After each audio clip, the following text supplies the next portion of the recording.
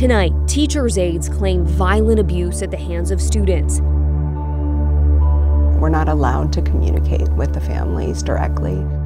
In our latest Classrooms in Crisis investigation, special needs educators explain what's really going on in Oregon schools. I'm broken. I've been bitten, kicked, scratched, punched. I've had my clothes pulled down. And a warning, some of their details may be graphic. Inappropriate, unwanted touching in genital areas. Tonight on KGW News at 6, Classrooms in Crisis. Good evening. I'm KGW investigative reporter Kristen Severance. I've heard from hundreds of teachers since Classrooms in Crisis first aired. For the first time, we're hearing from paraeducators of special needs students. A paraeducator is also known as a teacher's aide or a teacher's assistant, there to help students and the teacher. All of them tell me they were abused in the classroom. And we want to warn you, some of what they're about to say is graphic. I had been nearly stabbed. I had helped stop a student from running into a street where a car was coming. These three women are part of a group of 8 paraeducators suing Portland Public Schools for what they say happened to them in classrooms and the lack of action to help them by the school district. They were aware of the physical abuse, the feeling sexually assaulted. Joyce Moore, a paraeducator for 26 years, was the first to file suit. I have got to do the right thing. She mostly worked in classrooms and PPS schools designated for students with mental and behavioral needs. She said her job was to help teachers. Instead, she became a punching bag. I've had my breast grabbed so violently it left bruises. I've had bodies rubbed against me in a sexual nature. I've had my rotator cuff torn. I've been headbutted, several concussions. Julie Manzella started as a teacher's assistant and then became a paraeducator at Sunnyside School. I've had water bottles thrown at me, bricks thrown towards me, been kicked, bitten. My bra has been exposed. I've had my dress looked up. Sarah Conley also works at Sunnyside and with kids on individual education plans or IEPs. She said instead of helping those kids, she spent her days handling violent, disruptive incidents. The hardest thing that I experienced was having my body exposed, like my clothes completely pulled down. And probably the worst part of that was because it was in front of many students, and to have to see someone that they trust and rely on exposed like that was very hard. Did the district know this was happening? I am certain that the district knew that this was happening because I spoke every day to my supervisors, to other teachers, to other staff members, and I feel like we were asking for help consistently, regularly. While they say the district knew, they say the parents didn't because the paraeducators were not allowed to tell them. If a parent sees a marking on their child, you cannot say what happened. It's left up to the teachers, so we rely on the teachers communicating to the families, and we were told that we needed to focus on the positive things that were happening with the students. It would be hard to tell them that it was an okay day when you had been punched in the face or spit on or had chunks of your hair pulled out. Once Joyce filed her lawsuit, paraeducators from other school districts started coming forward. I've been a paraeducator for 10 years, working 6 years in Beaverton School District. Paraeducator and assistant football coach John Persich filed a lawsuit against the Beaverton School District. I was working with severely impacted autism students. Persich said he regularly reported issues with one particular high school student. Inappropriate, unwanted touching in genital areas, pulling up pant legs, pulling up skirts, physically grabbing breasts, women's crotches. He said the district did not help the teachers or staff. With this particular student, we never had any intervention from the school district or behavior specialists. No one ever came in to really help give us any tools or suggestions to make the situation better for that student and the other students and the staff members involved. He said the incidents got worse. The student continued to assault students and staff. It was escalating Myself and other colleagues were aware of it escalating. We communicated that to the people we thought we needed to. Nothing was done. I was violently sexually assaulted. The student came up from behind and shoved his hand down my pants and inserted his finger into my anus and caused internal bruising and a contusion, and devastated me. Persich reported it and has not been back to work since that day. The student that assaulted me was not suspended, went to school the next day and went into the public on a field trip. I'm the victim and I'm being shuffled away and pushed under the carpet. I was appalled. Rebecca Camberling represents Persich, all the PPS paraeducators, and another paraeducator suing the Gresham Barlow School District. So you're saying all 3 districts knew this was happening and did not help these paraeducators? That is what we allege in our complaints, yes. We are hoping for district accountability for these unsafe classrooms. All 3 school districts told KGW Investigates they could not comment on pending litigation. The district needs to be accountable for their inability to intervene and make it better for everyone involved and make it safer. One day I just said, I've got to go public. Kids can no longer suffer like this. Staff can no longer suffer. We're here to help. That is so disturbing. No one should go through what those paraeducators went through. It's hard to hear. It's hard to hear those stories, but they felt so strongly about sharing them. They want the public to know what's happening.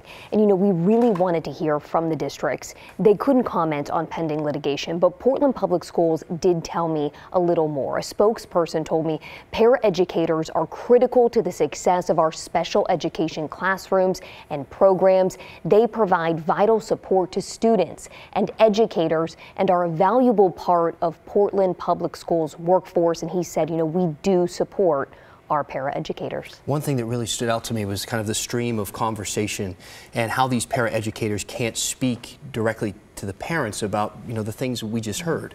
Right, they cannot tell parents. It's left up to the teacher. But many times they say the teacher was not in the room. The teacher didn't witness what happened. So the paraeducator would have to tell the teacher, sometimes hours later. Then the teacher would have to tell the parent. It's like a bad game of telephone, they said. Well, Kristen, what changes do the paraeducators want to see so this doesn't just keep happening to others? This is such a complex issue. We've been covering classroom disruptions for months now. Today, we're talking about special needs students. We've heard it over and over again from educators. They need help. They need highly trained, certified behavioral specialists in the classrooms. These paraeducators say they want to be believed, and they want the districts to be transparent, and they just want to make sure that this doesn't happen to anyone. Lawmakers now looking at budget and whether they can hire more people in Salem right now. Thank you, Kristen, for shedding a light on this. And if you have a story idea for Kristen to investigate, give her a call at 503-226-5041, or you can email callkristen@kgw.com. So tonight we have learned now the man who shot and killed a Kittitas County Sheriff's deputy was in the United States illegally. Today, authorities identified the suspect as Juan Manuel Flores del Toro, who came to the U.S. in 2014 on a work visa, but overstayed his visit. Last night, dozens came out in Ellensburg to pay their respects to 42-year-old Deputy Ryan Thompson. Thompson leaves behind a wife and several children. People came by whether they knew Deputy Thompson or not. It's beyond belief. It's extremely sad. I can't understand how people can kill each other. It doesn't matter who it is, whether I don't know the person, but it's a terrible, terrible thing.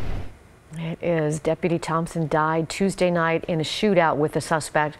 Officer Benito Chavez of the Ellensburg Police Department was also shot in the leg. He survived and is recovering tonight in a Seattle hospital. take a second, look at your screen, look at it closely. Portland police need your help to find this man. He's accused of sexually assaulting a 6-year-old boy at the Pioneer Place Mall in downtown Portland. The reported assault happened this past Sunday around 3 p.m. in a restroom at the mall. Of course, if you recognize this man or know anything, you are urged to call Portland police. If you are one of the nearly 1 million people expected to fly out of PDX over the next 2 weeks for spring break, you might notice some construction. KGW's Pat Dorse is at the airport for us. So tell us what's going on over there, Pat. Well, Dan, the blue roof there is part of the first new set of gates to come to the airport in 20 years. And it's just the beginning of changes here. The new terminal is taking shape after roughly 5 years of planning. You can see essentially the structural steel is in place. They're doing some fireproofing. That's that whitish spray. And then these sort of bump out areas, for lack of a better term, it's a technical term, bump out. That's where the concessions will be. Kemma Simmons with the port is keeping up on the project. A year from now, this is where you will come to get on or off a Southwest Airlines flight. All the airlines that use the airport are paying for the project.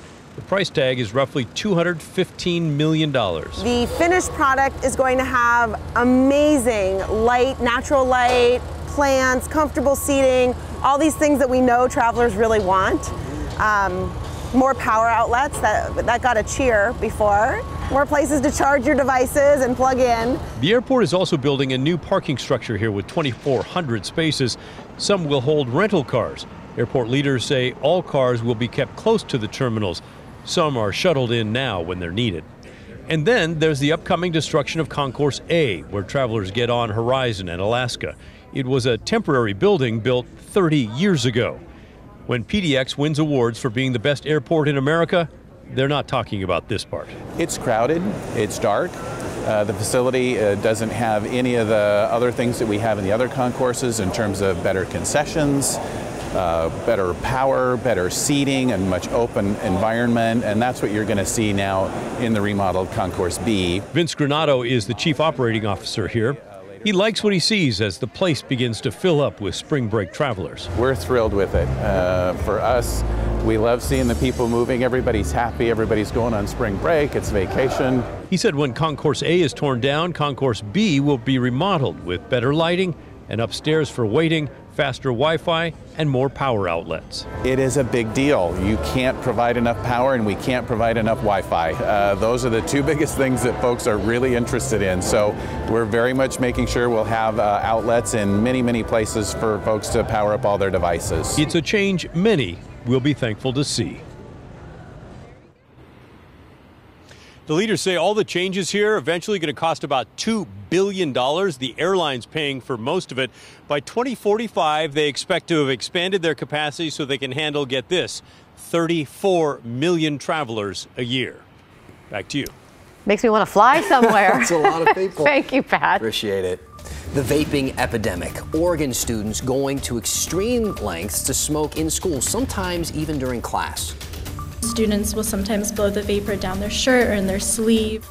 So after the break, we're going to tell you about a test that parents can get done, test their kids to see if they have been vaping. I'm Matt Safino. It was a much cooler day today. Lots of cloud cover and a few sprinkles. That's just the appetizer. We have much more rain on the way for tomorrow. We'll let you know when it'll arrive, how long it'll last, and we'll take a look ahead towards that spring break week as well. And let the madness begin. Orlando Sanchez is live in San Jose on day one of the most exciting time in college basketball. That's still to come on KGW News at 6 o'clock.